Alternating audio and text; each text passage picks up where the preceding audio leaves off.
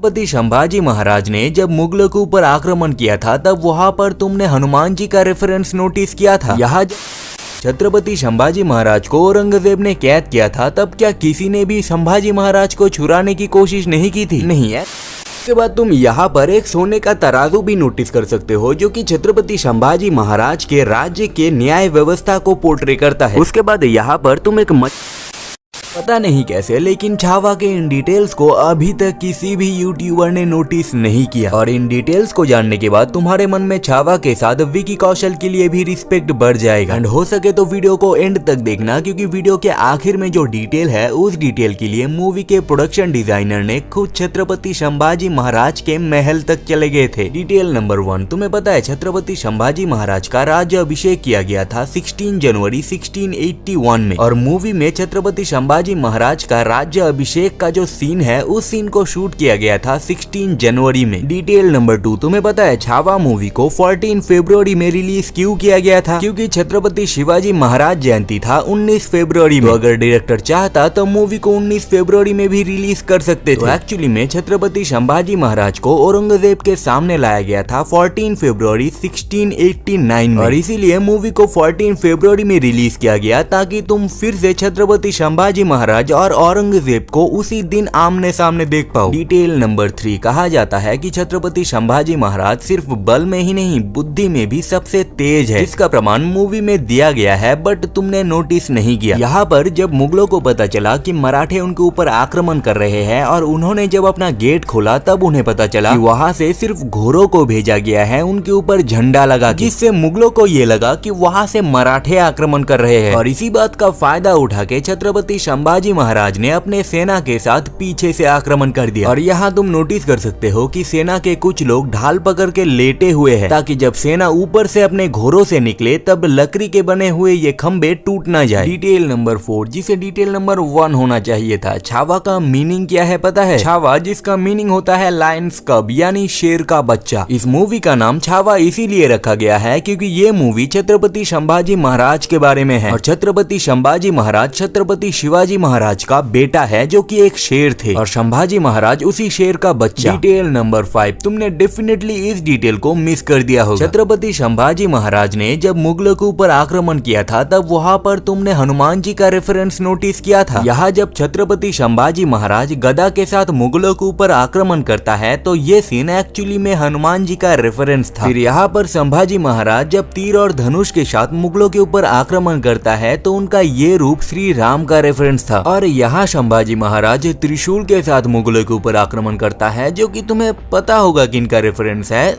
Comment में बताओ। Detail number 6, तुम्हें पता है कि अक्षय खन्ना और विकी कौशल ने मूवी का स्क्रिप्ट पढ़ने के बाद से खुद से फैसला लिया था कि वो दोनों एक दूसरे से नहीं मिलेंगे। मिलना तो छोड़ो, पूरे मूवी के अंदर उन दोनों ने एक दूसरे के साथ बात तक नहीं किया। डिटेल नंबर 7, तुम्हें पता है मूवी के अंदर छत्रपति संभाजी महाराज का एक छोटा सा डांसिंग सीन था जिसे मूवी के फाइनल वर्जन से डिलीट कर दिया गया, क्योंकि मूवी के मेकर्स को इस बात को लेकर डर था कि इस डांसिंग सीन के लिए कहीं मूवी कंट्रोवर्सी में ना आ जाए। डिटेल नंबर 8, जब छत्रपति संभाजी महाराज को औरंगजेब ने कैद किया था तब क्या किसी ने भी संभाजी महाराज को छुड़ाने की कोशिश नहीं की थी? नहीं, एक्चुअली में एक था ज्योतियाजी केसरकर। आई एम सॉरी अगर मैं ठीक से प्रोनाउंस नहीं कर रहा हूँ। तो जब उन्हें पता चला कि संभाजी महाराज औरंग के कैद में है तब उन्होंने 100 मावरों के साथ औरंग के ऊपर आक्रमण कर दिया, लेकिन अनफॉर्चुनेटली औरंगजेब को पता था कि कोई ना कोई संभाजी महाराज को छुड़ाने की कोशिश तो करेगा, और औरंग को यह भी पता था कि अगर इस बार संभाजी महाराज उसके हाथ से चला गया तो वो पूरे मुगल सल्तनत को तबाह कर देगा। जिसके बाद अनफॉर्चुनेटली ज्योतियाजी हार गए और 100 मावरों को वीर गति प्राप्त हुआ, लेकिन जख्मी हालत में ज्योतियाजी बच गए और शपथ लिए कि मरते दम तक वो संभाजी महाराज के परिवार की रक्षा करेंगे। डिटेल नंबर 9, छावा के बारे में ये बात तुम्हें किसी ने नहीं बताया होगा। छत्रपति संभाजी महाराज का राज्य अभिषेक किया गया था रायगढ़ किले में, और मूवी में इसी सीन को रिक्रिएट करने के लिए रायगढ़ किले के दरबार को फिल्म सिटी में बनाया जाता है। बट यहाँ इंटरेस्टिंग बात ये है, रायगढ़ किले के दरबार को परफेक्टली डिजाइन करने के लिए मूवी के प्रोडक्शन डिजाइनर सुब्रत